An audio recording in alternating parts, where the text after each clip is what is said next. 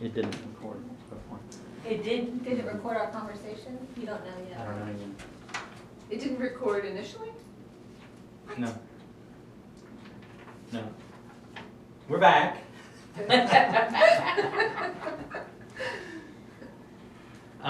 And we're talking today about the catalyst, and we've been explaining the catalyst of the mind. The catalyst of the mind is back to be able to pull both the body and the spirit in order to process the thought. So where the catalyst is chosen, the mind, catalyst of the mind, pulls the catalyst of the body while we are still attached to the body, which will be all the part of our life where we're experiencing what we do not like, which is, for some people, maybe the entire lifetime in multiple lifetimes. Probably will be multiple lifetimes.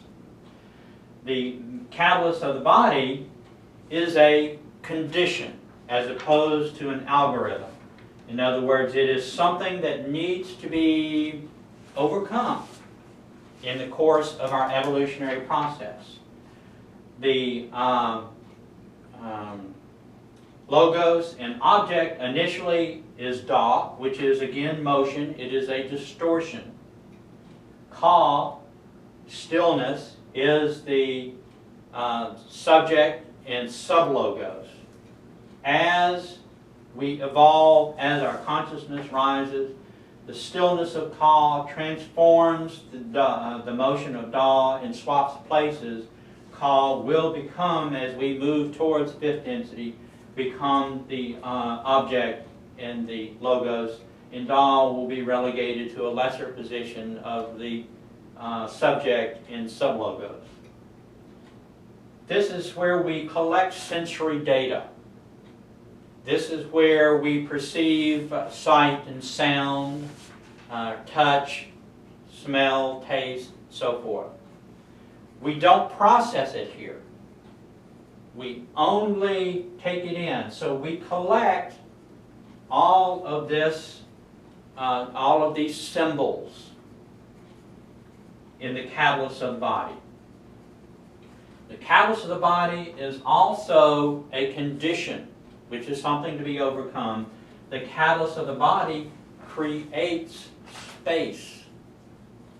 In order to have anything physical, in order to have any motion at all, you've got to have something to put the physicality into. You've got to have something to have motion within.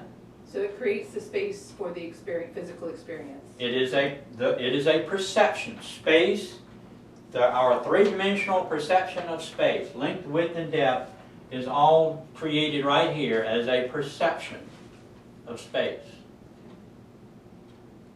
Okay, the catalyst of the body is attracted to the female energy, which means it is as a total archetype, it is an object.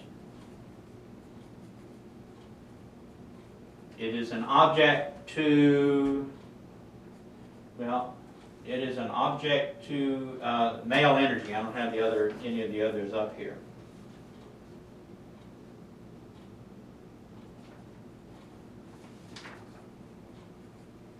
Okay? So once we awaken the spirit, now this is all that's going to experience low consciousness. And as we process thoughts and we remain in low consciousness, we're going to perceive that there is absolutely nothing but space and physicality and motion. And so this is as far as the recognition of the process goes. Spirit is not process. Once we begin to reach the levels above 200 on Hawkins' scale, then we begin to awaken the spirit. We allow the input from the spirit category of ourselves to influence and contribute to the mind's processing of the thought. In the potentiator, we get light. Light is information. However, When most people think of information, they think of intellectual information. Quantum physics, mathematics, what kind of food that we want to eat tonight, whatever, all of that is intellectual information. It does absolutely nothing for our spiritual growth, because when we die, all of that is wiped out. We carry no information on physics or biology or math or anything with us beyond our tenure in our physical body. When our body dies, all that is worthless. What this is, what the why awareness is the logos in the object here, and wisdom is the sublogos in the subject. When we collect light as the potentiator of the spirit, what we're talking about is what we were talking about earlier, is what direct experience of awareness that we have gained in our incarnation.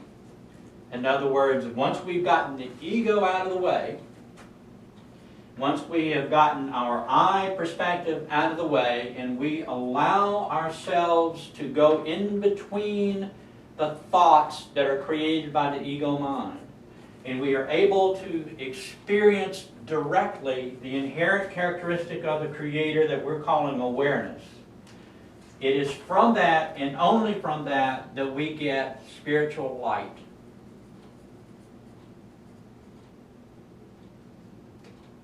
By direct experience, because that, by experiencing that aspect of the Creator directly, is what moves us along the spiritual path. That is our epiphany, that is our sense of connectedness. That is our level of learning, spiritual learning at this level of consciousness. So that light that we get from direct experience of awareness, that has nothing to do with intellectual information, is what we're collecting, we're gaining here in the potentiator of the Spirit. Catalyst of the Spirit takes that light, that spiritual light, and from that builds confidence. We develop faith and hope predicated upon our awareness and direct experience of awareness, our direct experience with the Creator.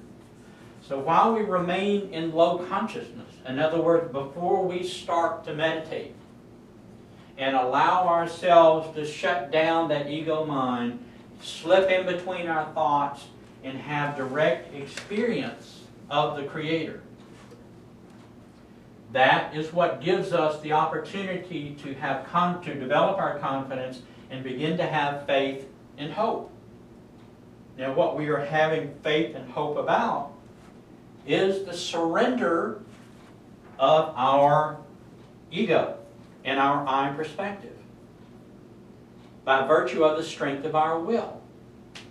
We're not going to let go of our ego. We're not going to let go of our I perspective as long as we know nothing about what we're surrendering to. We're not going to go out in the middle of the field and just surrender. So this becomes an incremental process because we only process one thought at a time. And we do it in a linear fashion.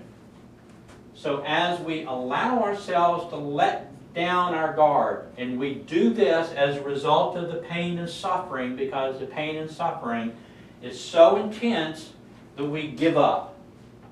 We give up the ego, we give up the I perspective and say, I can't do anything more, I quit, I just give up. And allow ourselves to let those defense systems down. And allow ourselves to have an experience of awareness. In other words, until we get to the point where the pain of staying the same is greater than the pain of change, we're not going to change. The pain of staying the same has to be greater than change. That's the purpose of pain and suffering. That's why we have pain and suffering, in order to compel us And this is all as a result of our unconsciousness. And that's why most people think of Lucifer as a bad guy. Because they think, well, he's causing us pain and suffering and keeping us away from the Creator. No, he's not. He's speeding you along, and you wouldn't get there without him. And as an analogy of this, if you think of probably in elementary school you did in science experiments where you planted a bean in earth and gave it no light and required it to grow. Gave it, water and soil and all of that. And when you do that, that bean plant will grow not only without any light, it will grow more quickly than if it had light. It won't be balanced, it won't be healthy, but it will grow very quickly in the search for light.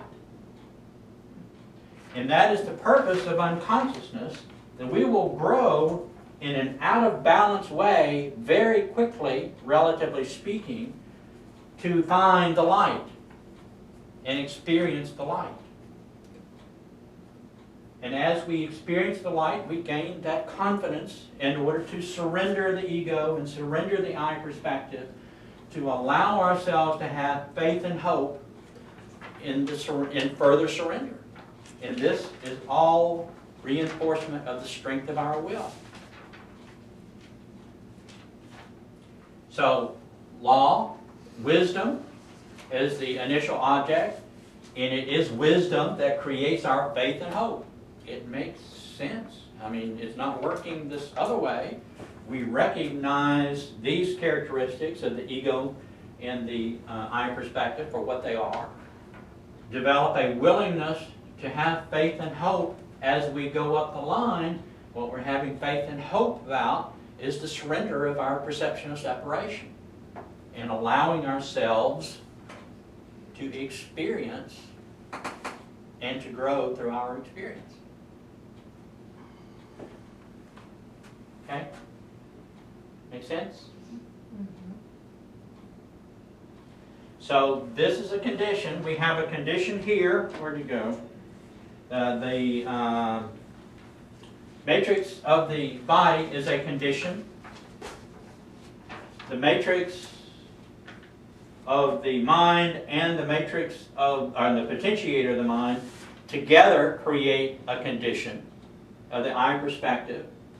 We have a condition that begins physicality right here. This is where physicality begins with the processing of a thought. If we quit processing thoughts today and stepped out of the archetypical mind, everything physical would disappear. I mean, we could all do that. But we would step out of anything physical.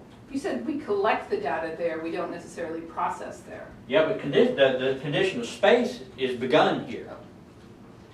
If we step out of the archetypical mind, then anything physical would disappear. But this begins the process of creating the physical.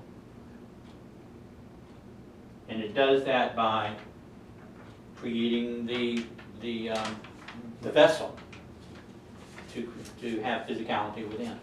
And again, it's all our perception, is all it is. As we progress, then these two swap. The perception of space declines as our consciousness rises, and we use stillness or experience stillness to dissolve the condition of space.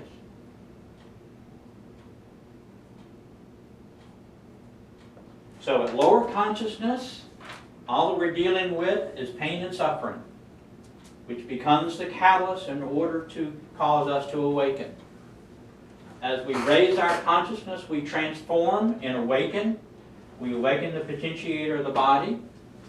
We transform this the condition of space. It loses its hold on us as we raise our consciousness until we get to the point where we are able to gain light, spiritual information, which allows us to develop faith and hope to surrender the conditions and the perceptions that keep us tied to the physical and locked within our limited ability to function.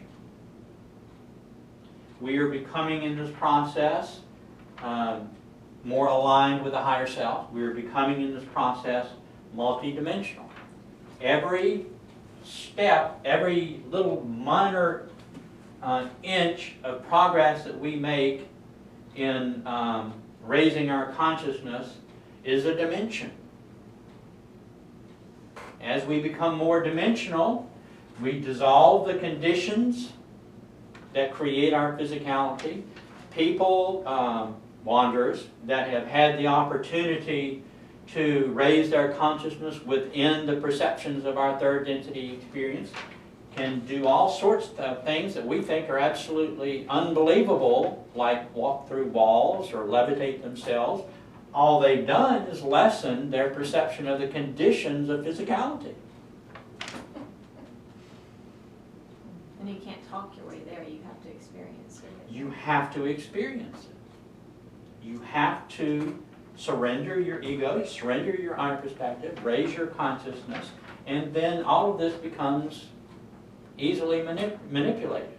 In fourth density, when we graduate from third density, when we go to fourth density, it's sad that we get two more dimensions, which are simply major dimensions. One of those dimensions is that we will be able to move into or out of the timelines at will. So if we want to go back and visit dinosaurs, we'll just go back and visit dinosaurs. Even in 3D? Yeah, we can go into 3D. It is service to others. Understand that they are not to interact with 3D beings because they mess up our experience. Service to self really doesn't care about that, and that's why we have UFOs flying all over the place. All of those are service to self, because they could care less about interfering with our experience. They want to induce fear so they can extract more energy. But service to others are not going to make themselves appear to third density beings. But yes, they can step into the timelines, and they don't have to physically be here. They're here all around us, assisting. In, what's his name, Billy Myers, the Swiss farmer. And there's lots of stuff on YouTube about that. And that was a fourth density group that by consent were just experimenting to see, and Billy Myers was a wanderer, and they were just experimenting to see what effect, how receptive that would be to the third density, mindset where we are. Obviously, it didn't Stick. They did well. Say, well, maybe we're not. We're not going to show up yet. So the timelines are written, and we can step into them at any place that we want or need to. The other major dimension is the zero timeline, and I forgot what it did. I just went blank. Step in and out of the timelines, and go forward and backward in time. Oh, step in. Well, yeah, stepping in and out of the timelines is stepping in and out of space-time and into time-space. That's how you do that. You step into space-time, and then within physicality, you don't have to lose your body. Then you step back into time-space. You go wherever you want. You sort through. So you can drop in right here. You go back into space-time, and that is the fifth dimension. The zero dimension is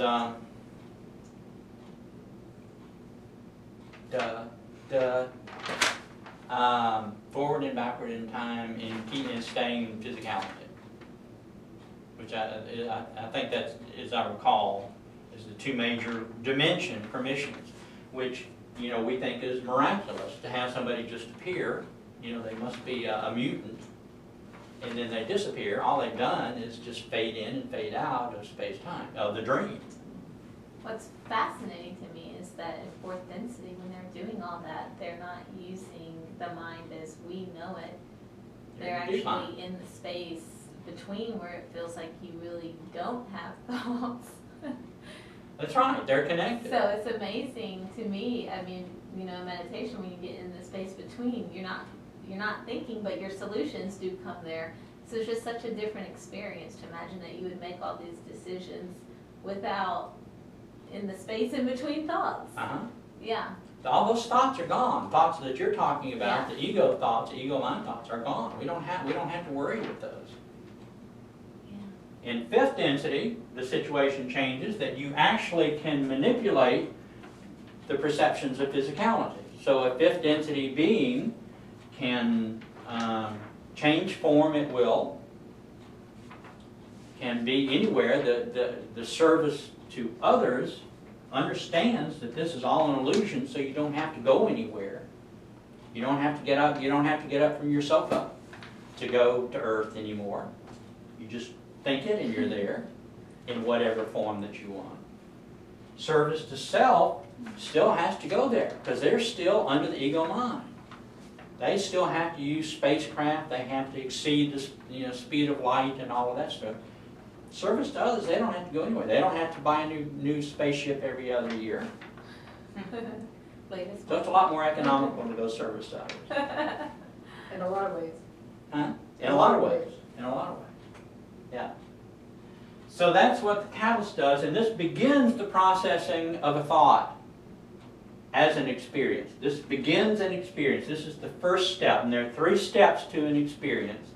The next step is called the experience, and the third step is the significator. And if you think of it as this is where we choose, this is where we choose the action part. The experience is where we apply the emotion, essentially. And the significator is we determine how significant this experience is going to be to our beingness.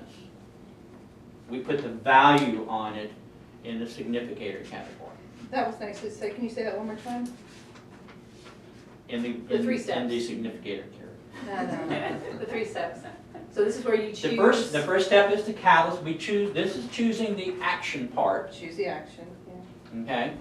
The experience category is where we apply the emotion. And the significator is where we determine how significant this experience or this experience is going to be to us. We rate it, in other words. While we remain in lower consciousness, even though the thought is processed through the transformation in a great way beyond the significator, they're not recognized while we remain in lower consciousness of third density.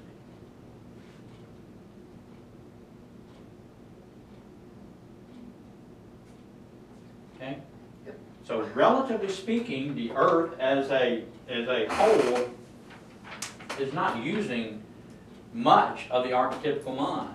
In the archetypical mind they're using the more difficult part. They're using the conditions, but have verily untried any of the significant algorithms to overcome the conditions. So we remain, for the most part, in pain and suffering.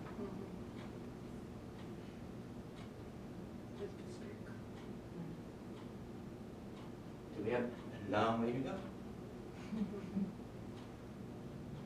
Okay? Yep. Any thoughts, comments, or questions before we conclude for the day?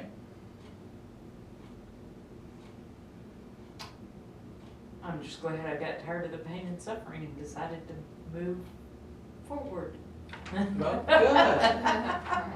Rather than stay here. Thank you, Dean. Thank you. Or stay there.